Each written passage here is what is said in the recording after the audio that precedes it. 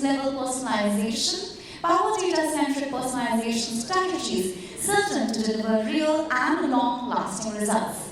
Ladies and gentlemen, please help me in welcoming our moderator for this session, Mr. K.T. Prasad, Vice President, Enterprise APJ Zendesk. Let's have a huge round of applause for him. And then we have our wonderful set of panelists. Please give it up for Mr. Rajat Mathur, Head Consumer Marketing and Innovations, Dabur India Limited. Ms. Arti Saxena, Head Marketing India, World Gold Council. Dr. Ashish Bajaj, Chief Marketing Officer, Narayana Health. Mr. Akhil Duggal, Head Customer Experience, Atomberg Technologies. And Mr. Sathish Krishnan, Head CRM, redBus. Once again, let's have a huge round of applause for our panelists and our moderator. Over to you, sir. Thank you. How is the conference going so far? I'm sure all of you taking a lot of notes. I've been taking a lot of notes. I think it's been very enlightening. In fact, while we're in the break, we're just talking about the topics that have been discussed since morning. Either it's Adrian keynote or followed by the leadership panel. And even the MC was keep talking about one word called ChatGPT. And luckily, we're not going to talk about that now, but it looks like that is the buzzword today. I don't know how many of you really using that, but I'll go back about 4 or 5 years ago. There was an era of bots. Everybody was talking about, do you have a bot? And then we have variation of bots. But how does all of this technology really help? Again, I'll go back to the foundation. All of us wanted to have a differentiated customer experiences because that's the core difference. Because the product and services predominantly from one to other remain same. But you put that back onto India context with about 1.4 billion people, 950 smartphone devices that we have. That means digital adoption, literacy is climbing. We're going to be touching the billion smartphone devices very quickly. So if you're a business and you want to really grow your business, and I'm sure there's one way to do it actually is great CX, but you want to do great CX with scale, then you need to really personalize and tailor your experience to customer. But if you want to do that for about 1.4 billion people, you need technology to help. So today during the conversation, what we're going to do, we're going to touch upon what are some of the strategies that each of the panelists have been using to personalize the experiences for driving great CX, and what are the technologies that they've been using it so that you can actually take tough notes and take back. But I'll start with my right hand, Sathish, part of redBus. I'm sure all of you heard redBus and used one of those services every single day.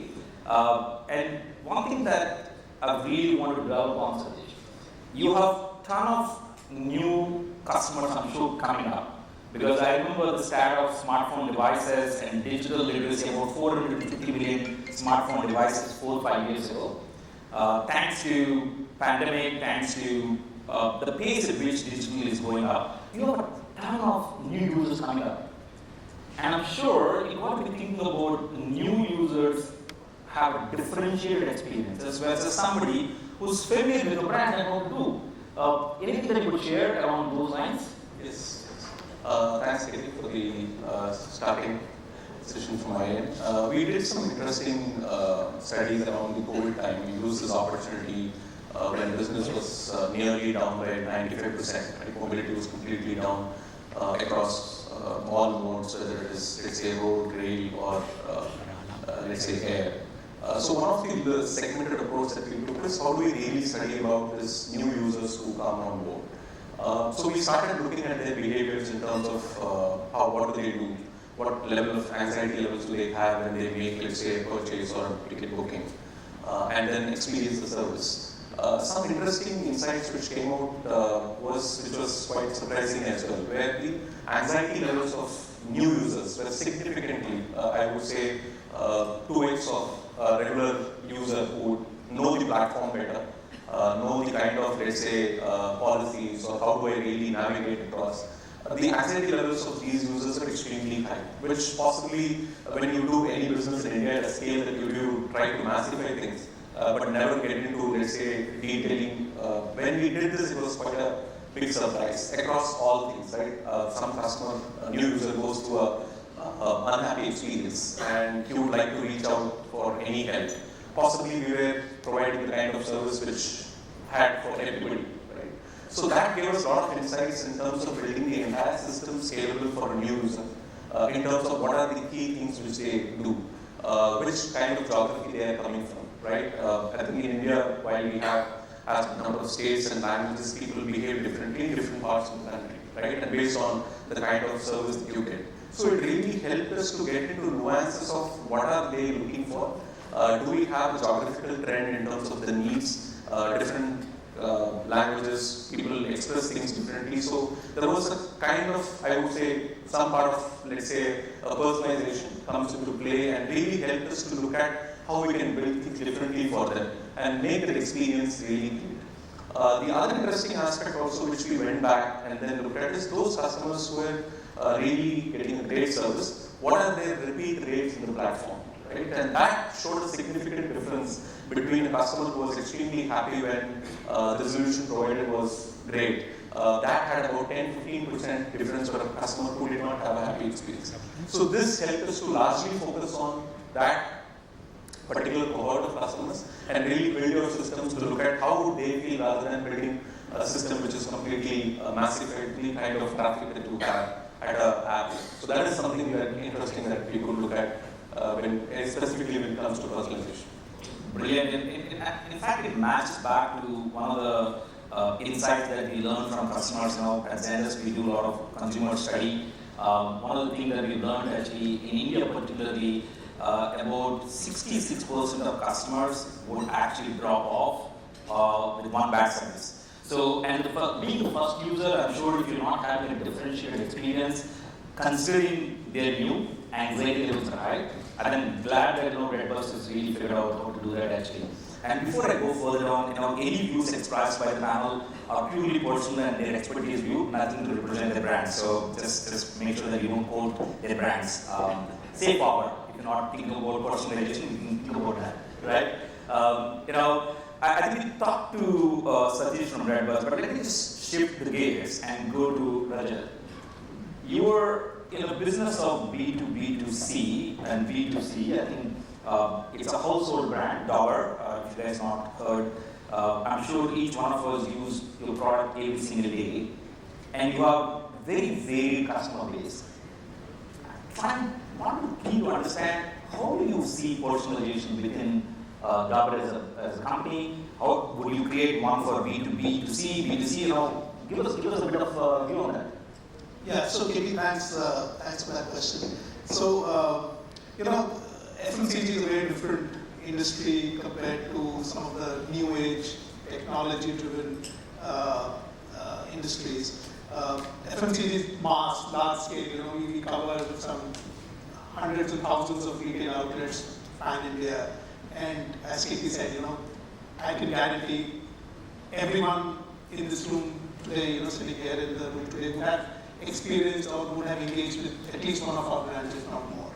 So, and therefore with that kind of scale and a generic offering, so to speak, the challenge really is how do you personalize your product, because the physical tangible product, let's say a real juice, a packet of orange juice, what do you do with personalization there, right? What is the scope of personalization? And therefore, the challenge for us is to actually step back and figure out how do we service our customers better, who in turn service the end consumers, right? So to the thousands of retailers who are our channel partners, we actually create profiles basis their historical transactions, basis the geography where they're present, the catchment area which they're servicing, and the kind of consumers they're catering to. And therefore, that's the level of personalization in a typical FMCG kind of industry, which becomes very relevant. So just to cite an example, upscale residential area in a cosmopolitan area like a Gurgaon or a Mumbai, etc. Typically on weekends you see a surge in sale of cranberry juice, for example. I'm just citing one random example. And this is of course basis data and experience. So we know that it's a long weekend. People are going to be socializing, meeting friends, etc. And cranberry juice is a very, very contextual product for any such occasion in terms of consumption, etc. So we have to ensure that there is enough stock in the retail stores where such societies or these residential areas are there. So that's one use case of personalization as far as our industry is concerned. Now coming to the consumer side, end consumer. Unfortunately, we don't have visibility of the end consumer at scale. We of course have very good and very in-depth understanding of the buying behavior, of brand preferences, of loyalty, etc. Basis aggregated data from various third-party sources. But literally going down to Mr. Katie living in Bangalore, I would not have that visibility, right? And therefore, the challenge to me is to kind of, create, let's say, personalization in terms of communication. How do I reach out? What is the tonality? What is the campaign? Whether it's digital or it's traditional. There are ways and means of, customizing my communication. I unfortunately cannot do much on the product front. A bottle of hair oil will remain the same irrespective of who the end consumer is. Therefore, there are some innovative ways of customizing it, but all said and done, there is not much which can be done because it's an industry which operates on scale, not at an individual granular level. So that said, I think the opportunity is largely as far as marketing and digital communication is concerned. So there, of course, we create cohorts basis the insights which we capture, basis our interaction with end consumers, largely in the social context, not so much in the offline space. And that's where the personalization opportunities really exist as far as the FMCG industry is concerned. Just on the right note, you can on the food ordering apps, you can start a buy or get one on Friday night itself. See, there's organic demand for it, so I should have discount. It is anyone else coming in. Ashish is wearing his chief marketing officer hat and giving you a bit of ideas about, and more delivery opportunities. Great, man. Thank you, Ashish, for that actually. Let me just go across to Akhil. Atomberg, and I've seen how the brand evolved over the last, last 5, 6, even 7 years, particularly. From a digital-only brand, I remember the access to the products was initially available on digital presence, not so much on the distributor side. That hugely the electronics and all the equipment are available to the network. I'm still seeing you are heavily available on all the e-commerce. That I'm sure that's driving a lot of traffic, maybe marketplaces. That's one side of personalization I'm sure you're trying to solve and solve. But I also wanted to get second view from you. Loyalty, some of the things, why we do personalization, because the customers have a differentiated experience, they're happy with the product and service, they come back and buy more, and they go back and actually tell their friends and family. Now, being in the business of fans, it's a only limited number that you can buy in a lifetime. So, how do you use personalization to drive loyalty also is key to it. You can get both the points at least. Thanks, Katie, for that question. See, for fan as a category is just a start, right? And the entire 35-40 million odd customer is again a potential customer for me as far as the brand's capability of upselling is concerned, right? There are a lot of innovation going on in the new category and in the new age of fans, right? Which will prompt customer to upgrade the fans, right? Now fans, historically, if you've seen, in the last 60 odd years, there have been not much innovation, right? It's only when Atomberg started with BLDC, although super fans was already there, but we could take it to the masses, right? And luckily, the government also supported the initiative, and from 1st of January, the BE regulations changed around fan. So that helped the industry as a whole. And the effort that possibly one or two brands are taking, now it's a collective effort by everyone. So the visibility and all is definitely increasing. So coming back to the question, all 35-40 million customers, by the virtue of the product, how we are able to evolve product, is a potential upsell customer for me. And moreover, apart from fan, we have already launched 2 more categories. Right? The idea is that every year and a half, at least 1 or 2 categories in a smaller appliances, and household will keep on adding. Right? So if I am able to give that superior experience in one product, right, definitely in the new categories, people will prefer Atomberg as a brand. Right? And that we are already seeing with our Mr. Random. Right? So a lot of reviews, a lot of people reach out and say that they are upgrading their Mr. Random just because they are very happy with the fans. So this is a very small start for us, but hopefully a big one. Absolutely, I think it's good to know, Akhil.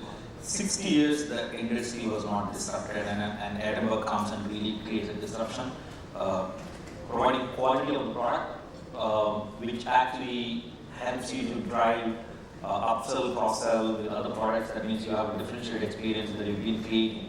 I'll come back, I have a follow-up question, but I will come back to you actually. I just want to bring to the conversation, I think one that Akhil talked about, massive amount of customer base, 35-40 million that you talked about. I'm sure at Narayana you must be servicing millions of citizens. How does segmentation really play to provide a really great differentiated experience through personalization? Absolutely. So before I jump into the question, I'll refer back to the last point, which was on fan. It's basically creating fan bases. The idea is about when you buy a product or a service, so you look about the experience with that product and service, and you create fans with personalization. Air fan is not that fan, but the lover of the brand. Right? And there is literally no room of personalization where we stand as of now. So the kind of phones that we buy, the kind of cars we buy, and the kind of stage that we buy, these are the experiences we all love. Right? But there is no room for personalization. But tomorrow morning, you will not get up and say, today I will go to a hospital. Right? And it has highest level of personalization. Because the entire disease management will be created keeping you in mind. So you can't get more hyper-personalized in terms of solving a particular patient or say a consumer problem. It cannot get more personalized than that. And now when we talk about segmentations, when we create these segments, it's important that you look at previous or historical data where seasonality plays a very important role. With that, you create certain segments which tell which kind of cohort is going to fall in at which kind of place, which kind of demographics, which kind of gender. And then you prepare in terms of creating information and education. Nothing beyond that, because you can only be a place where we don't want you to fall in and come to us.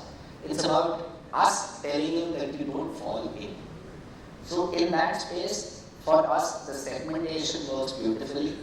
For me, into healthcare industry, I've been a newbie, but seeing this level of insights, this level of data being worked out, and then it is used to put health is great. And believe me, coming from a tech app ecosystem work, we never used to do that kind of segmentation. So that's Brilliant. Again, I'm trying to correlate with some of the CX trends that the data that we have, and what clearly comes out. I think the consumers and customers really want to have a very immersive experience, and the way we could do it as businesses actually is to segment them based on the type of customer that you're targeting. If it's a new first-time buyer, repeat buyer, you're driving loyalty to cross-sell, upsell. All of that looks like it's very clearly, you got to be creating a differentiated experience to really have ability to do more influence on customer for buying decisions. But with so much of data, segmentation, and if you want to really personalize in the world, I'm sure there is something that comes into the minds of businesses is data privacy. Because are we getting across the limit because the lines are thin and blurred sometimes? Where do you go? How do you draw lines? I think that's where I would want to come to you from both from your expertise point of view on the how World Council would look at it. Personalization is the way forward. I think that drives the differentiated experience. We get it. You deal with millions, and in India, very quickly, that could be hundreds of millions of consumers that you deal with. How do you handle the thin line between data privacy, but still hyper-personalization? Thanks, Niti. Hello, everyone. Just to set context, we at World Council, we promote gold, and this is across adornment, which is gold jewelry, and gold investment. So most of my experience is more just like Dabur. It's more to do with the communication campaign and not specific to product. Coming to your question, I read a quote somewhere. It is personalization is like seasoning. Just right. A little more and it is more than that dish. It's like that.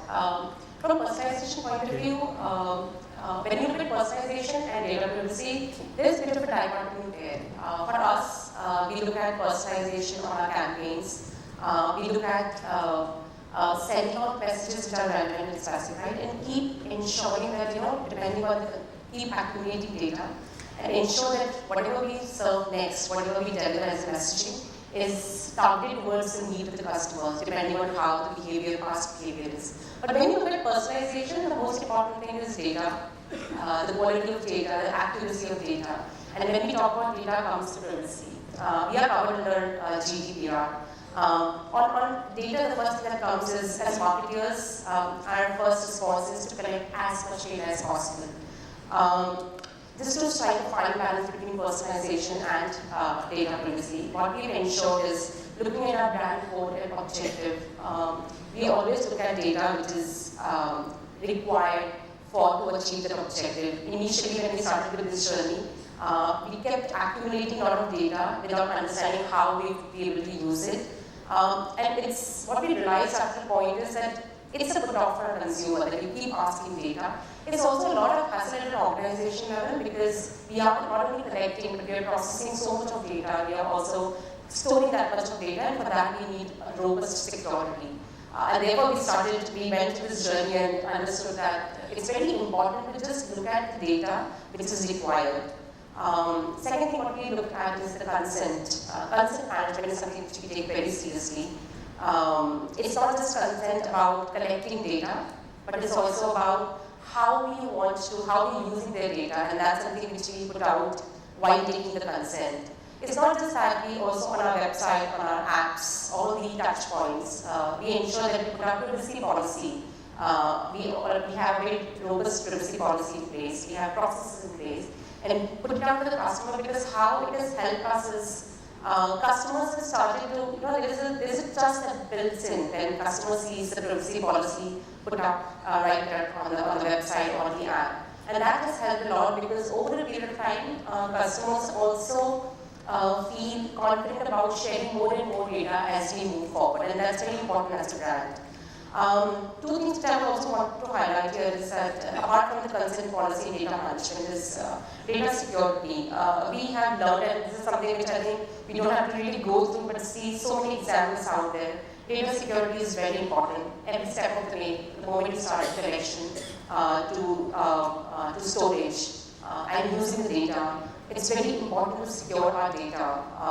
We have very robust mechanism in place. In fact, whenever we share anything related to data, there is an instant, before we could send out a mail to even our colleagues, there is an instant automated mail that comes in. Have you checked it for GDPR compliance? Because we come under GDPR, so it will quickly prompt, have you checked this data for GDPR compliance? It is up to us as an individual taking that responsibility to ensure that we are not using data, we are not floating around the data when it's not required. Of course, we have a lot of training in place that we go through. It's been a lot of learning being under GDPR regulations. So data security is one thing which we are very particular about, and last is the compliance, because like I said, that we are GDPR compliant. We take compliance very seriously. There's a lot of training that kicks in, and that's how we ensure that. Why we ensure that on one side there is a personalized messaging that goes out to our consumer. At the same time, we also ensure that there is a lot of data privacy that we manage. Yeah, I really like the way you summarize the GDPR, privacy policies and whatnot. And I wanted to contextualize a little bit as a consumer. I'm not a panel, I'm not a moderator, but I'm as a consumer in India, particularly. How many of you do get spam calls every day? Which is fine. Yeah? You get it? If you don't get it, please tell me. Tell me what you've done. I want to do that actually. Right? I've never signed up for that. In fact, I even put D&D level, whatever, and we still get spam. They don't even leave us. They haunt us in the middle of the night, if you're in a different time zone. Weekends, late evening, family time. So one side is the GDPR, which is great guidelines, and the abusivity that's seen in the market, right? And that's okay if you actually end up picking up a phone call and say hello, and you have an automated message, somebody selling some shit on the other side which you never wanted to buy. I think those companies who actually really do this automated caller really need to think about, hey, you know what, I've never signed up for one, I'm not a customer, I never want to be a customer if you really want me like that, and you actually might create enmity for life. So you got to think about privacy as very clearly. I'm okay to be contacted, the consent which you talked about. I'm okay to be contacted in business hours from 9 to 5, whatever time, take consent of customer. Today, I think some of us and some of the businesses get it very easily in India. I mean, if you go back and complain, I don't know, there is a way to complain if you're getting spammed. But I have not seen action because the same company calls me next 1 hour, calls me in 1 week, calls me next month. They kind of haunt, right? And please jump in there. So at one end, the example which you cited, which is about breach of data privacy and getting spam calls. I think the other extreme is on the other side, which is imagine a healthcare scenario where the patient is getting his regular health checkups done, and let's say your hospital or your medical setup has all your records, and proactively the doctor actually gives you preventive medication that say, I've been tracking your kidney function, okay, and over the years it's been, it's now at the borderline stage, and therefore, something. So that's a very different end of, how data can be used and in a proactive way, in a more relevant and contextual fashion, versus, getting spam calls. Oh, absolutely. Right? So I think it's the context and the relevance of the messaging which is very, very important. In fact, Rajat, you led the way, so I'm going to go back to Ashish, but I'm going to give you one statement. You talked about health tech companies. This is one of the health app that is available for all of us. And I was actually looking at the tests that are available, like lab tests that they call, right? And 10 minutes later, I get a call. I'm only browsing through the app. 10 minutes later, oh, we see that Mr. K, you've been observing and looking for tests. What kind of tests I can offer you? So, dude, I'm just looking through information. I think, probably that's where I want to really get. I think one side is a compliance, privacy, and this is a health tech company. Supposed to be not really knowing my data and why I want to look at it, but still, so how do you deal with such kind of, I would say thin lines that are there, and I would say not thin line, there's a line. Thin line and thin line, there's a line very clean on the privacy and personalization. I would really want to get the test done, right? When I'm ready, not when you want me. So in this particular case, the organization is being proactive in terms of explaining you what kind of test you are looking at.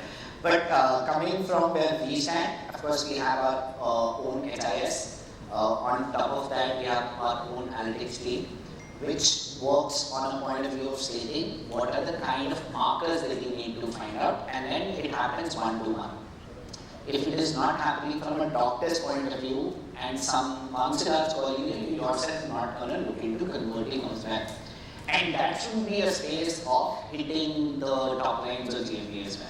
So that shouldn't be the case. But yes, the kind of competition in health tech industry is happening. People are looking any or every format.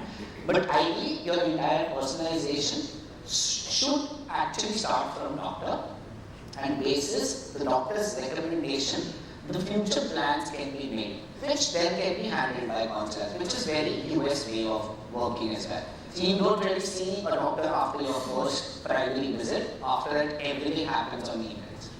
Everything happens through your lab test, going through email to the doctor, they responding, the nurse taking care of that, or even a technician telling you what needs to be done, what medications, because these medications have been now signed by the doctor as well. So you don't need to actually. Yeah. I think there's an amount of data that I'm sure the companies are handling on one side to really drive a differentiated experiences. Probably got to know the use cases. I think that some of the panel talked about in terms of maybe I'm okay to be followed up for a follow-up for my health appointment, but I'm not so okay where you look through on my shoulder and see what I'm browsing your website. Maybe I'll get away from your website or digital presence, right? So it's the lines. But if you really want to drive all of this at scale, you need technology. Because we could do personalization. I'm sure if you stayed in Taj, I think morning we talked about Taj experience of having a coffee and almond milk. That's fantastic and great to hear. Almond milk is available. I'm sure Adrian and Kaggle were very happy getting their coffee done. But that's the human 1:few. We are talking about 1:many. In particular in India, billion plus people. I want to go back to again, Sathish, you. Particularly with the era of GPT 4.0, OpenAI, Generative AI, there's so many buzzwords. I don't know how much that is ready and how much you're using it or you plan to use. So, keen to get your thoughts and redBus thoughts on that. Yeah, I think you did talk about 2019 era of mods, which are largely rule-based, and which is more a reactive approach, right? Somebody reaches out and then you provide support. But I think what I see from what I hear and what some of the things that I've read and some of the things that we do, largely it is going to impact both the top line as well as in terms of the experience. If you look at top line or from a revenue perspective, I think the way things are evolving, you look at what I visualize is a couple of years from now, you let's say use a digital experience. You get into an app to look at, let's say I need to book something, I need to order something, I need to buy something. Typically all of us use a lot of filters, right? You put a filter, you put a price filter, you put, let's say, a fastest delivery filter, or you put some of the experiences. Now, I think the way GPT is evolving, I think it is going to help customers to make an informed decision, right? People are not just going to spend, let's say, 3 minutes and filter and about, let's say, 30 seconds in completing a transaction. They would spend 3 minutes in taking that decision where GPT is going to give a lot of information about how things are getting available to make a right decision, and thereby the transactions can be faster. Between a traffic and conversion, I think it can multiply by x to 2x kind of thing. That's how I think I largely see how things are evolving. So it's going to make the time lesser for a user to make the decision and going to help in terms of the decision itself. And also the experience side, I think with the kind of, I think there is a while we saw bot can take away some of the, which are more informational updates to customers or some of the things which you don't need a human. And I think the way GPT is evolving and some of the discussions that are happening, it could set the way in terms of our own thinking process. What do people do, right? Do people need to provide information, or people are going to become smart to create content which is provided through GPT, which can help get an experience better, right? So that is fundamentally, I see there is a lot of work that is happening, especially both from a customer perspective and even within an organization, some of the areas on the people side, the data that you have, it can really help in terms of getting those informed decisions made. So I think that is how things are evolving in terms of the GPT. Okay. Perfect. Sathish, thank you for that. I think from the site conversation that we had earlier, and you deal with about 40 million, so good to understand 40 million customers, great, but I'm sure some of them would have 400 million customers. If they're a bank or an insurance company, they would be dealing with their prospect list or a list of accounts that they're actually supporting. These large language models have been evolving, and ChatGPT is the buzzword. I mean, I think if you look at even the news channels, you hear ChatGPT. I don't know what they got to do with it, but they keep talking about ChatGPT. That's the word. Is it a buzzword that we're hearing within your company as well, and you need something? So, KT, as of now, no. And to be very frank, personally, I'm yet to see a business use case, at least in consumer durable industry across the world, how they are able to leverage ChatGPT, right?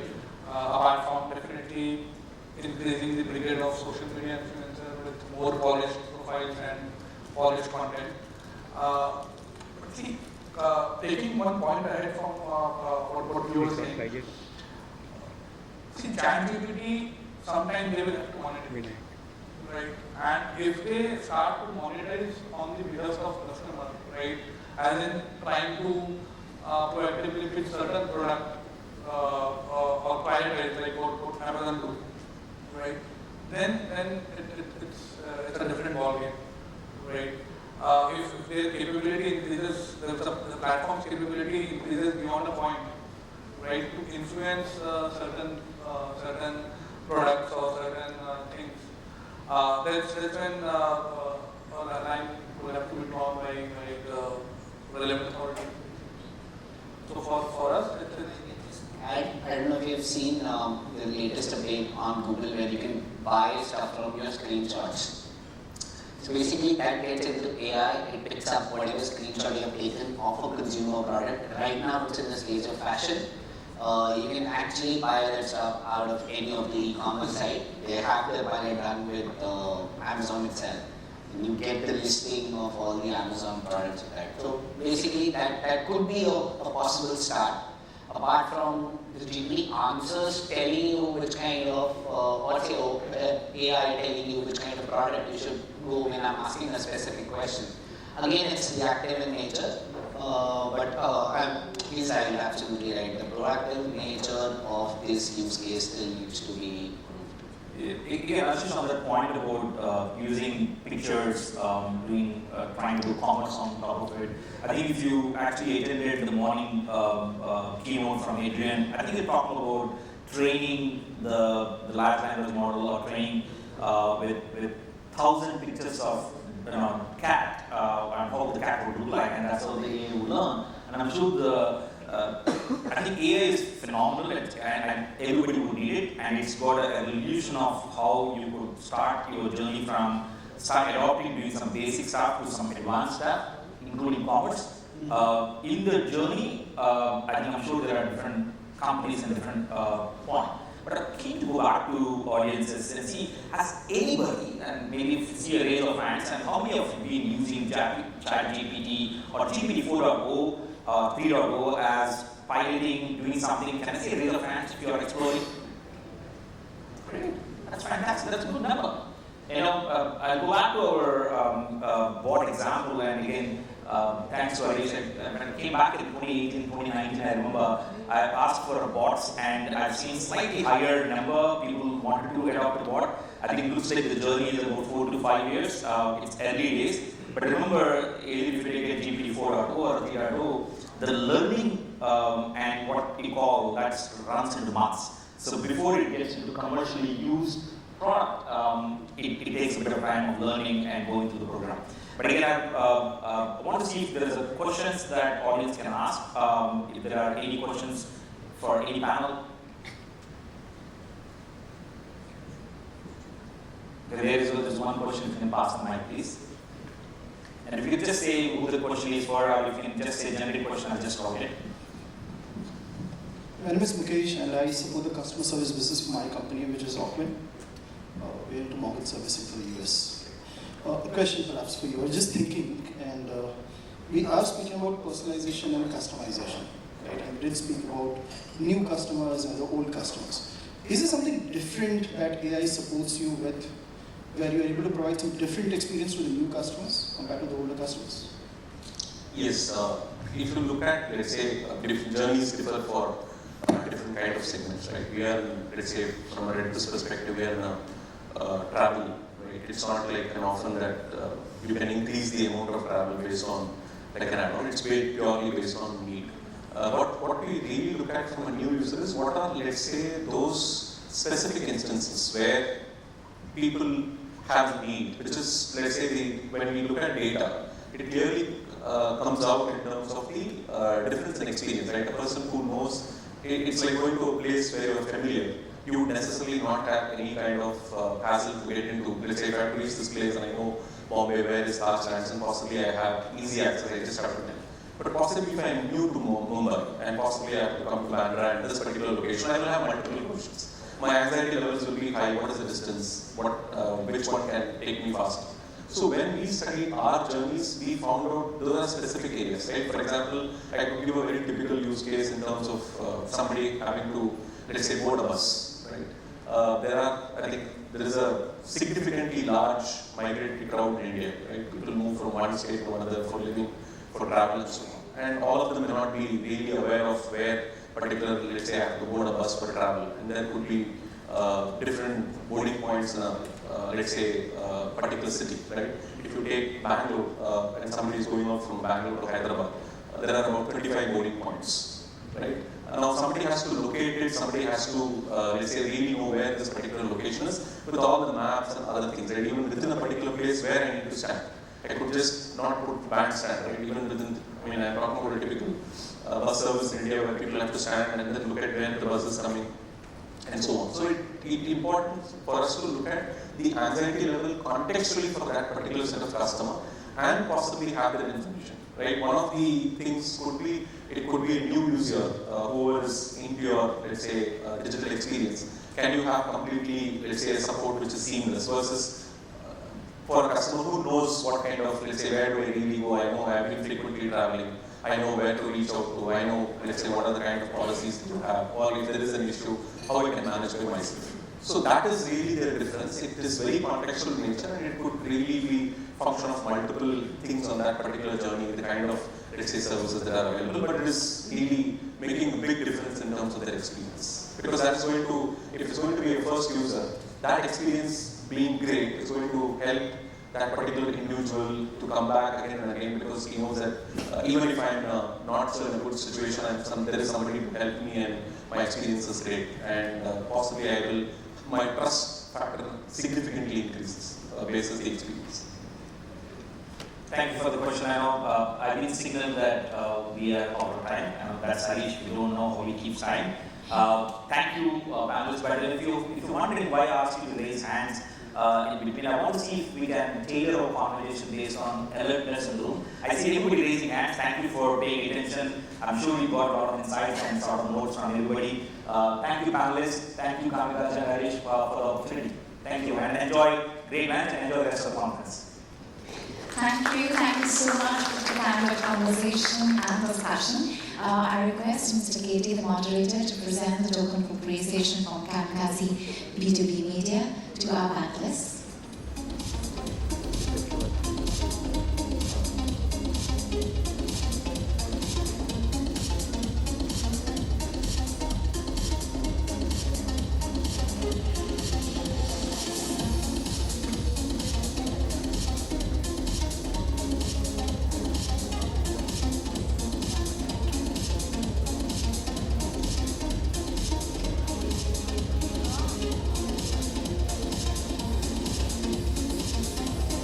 At the same time, I request Mr. Harish to once again come on stage and present the token of appreciation to our moderator, Mr. Katie Prasad.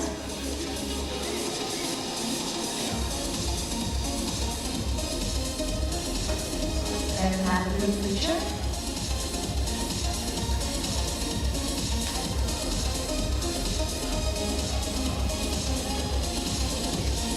Could you have a group photo op, please?